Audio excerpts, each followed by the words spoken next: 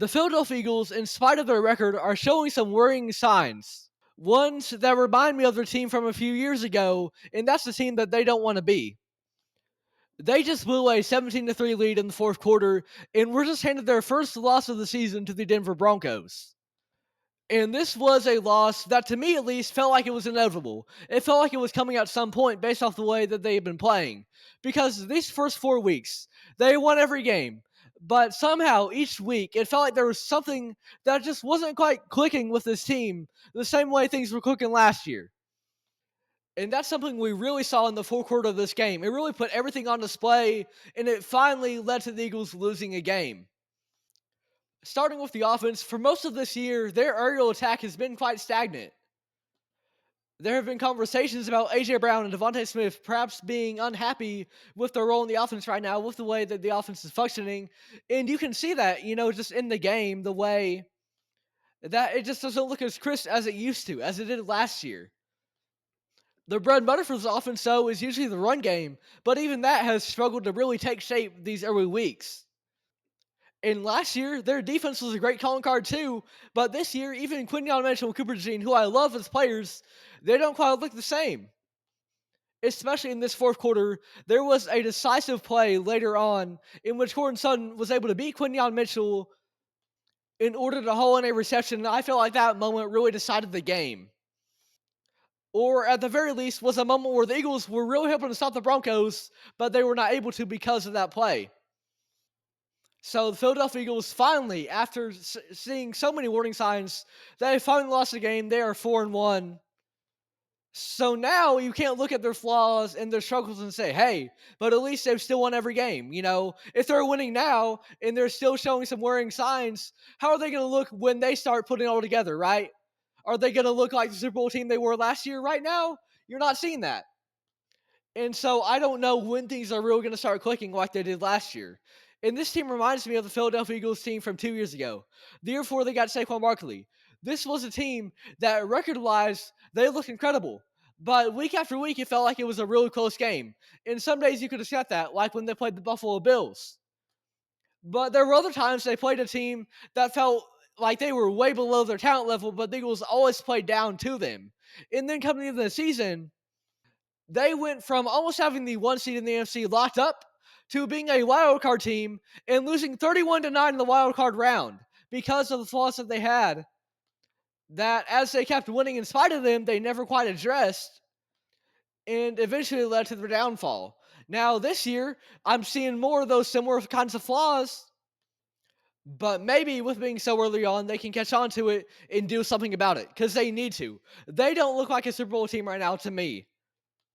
They've beat some good teams like the Chiefs, but then they've also had losses like this, or a loss like this, in which you just know they're capable of so much more. But here's the anomaly. Here's the weird thing. Because in between those 2 years, the one from a couple years ago before they got Saquon, and in this past year, is the year before their down year, they made the Super Bowl and they lost to the Chiefs. And the year before this one, of course, they won the Super Bowl. So we know the talent is there. What's the issue? And I think it comes down to trying to have consistency with your coordinators.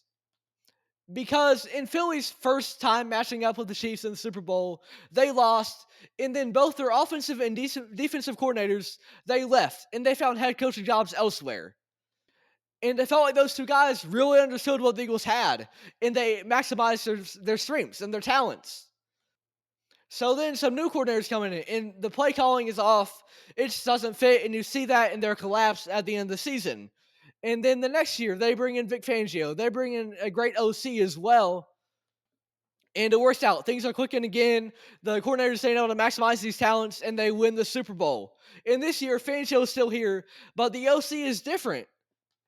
And now, once again, you're hearing questions about the play calling. So I think it comes down to coordinators, once again, not being able to maximize the talents here. Because this Philadelphia team is still very, very good, but yet something is just off about them. I believe in Jalen Hurts. I've seen him show up on the biggest stages. I believe in him. I don't have an issue with him as a starting quarterback. I don't think he's the best in the world, but I think he's undeniably top 10. He can get you somewhere. Saquon Barkley, he didn't rush for 2,000 yards by accident. This whole line is great. They've got a ton of skill position players. Devontae Smith, A.J. Brown, Dallas Goedert. And then on defense, there's so much talent there, from Zach Bond to your secondary to Jalen Carter and Jordan Davis, Nolan Smith. Everywhere you've got talent. But I think, much like a couple years ago, that coordinating turnover is really causing them to lose, causing them to stumble. So the Philadelphia Eagles have not looked great early on this season, and that finally led to a loss. They are now 4-1, but this team doesn't really feel like they are 4-1. However, maybe now that they finally have a loss on their record, they can't look at it and say, "Hey, at least we're winning." Maybe now is their wake-up call, because something isn't working. And I believe this team has the passion, they have the drive to want to win another Super Bowl, but something needs to be done. Things are just not clicking. And hopefully this loss will serve as a wake-up call for them. I think back to last year, they were 2-2 to start off this year, or to start off that season, and then ultimately, after that bye week, they got things figured out. Now, this season, that bye week's a little bit later on, in week 9. However, maybe this loss does force some reflection, does force you to think about what hasn't been working and why it's not working, and get back to what you did last year. Because Philly was incredible last year, and this team just does not look and feel the same so far this year. I have faith they can get back on track, and this loss will hopefully serve as a wake-up call for them.